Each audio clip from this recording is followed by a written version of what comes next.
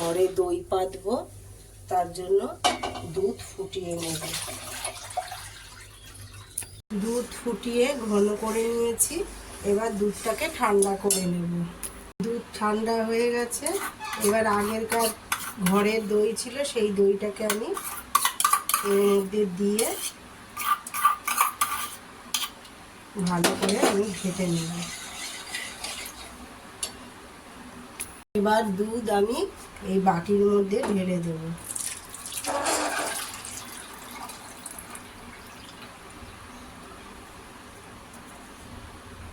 এবারে আমি এইরকম বাটির মধ্যে রেখে এই চাপা দিয়ে একটু চাদর চাপা দিয়ে গরমের মধ্যে রেখে দেব 10 ঘন্টা। দই কমপ্লিট হয়ে গেছে।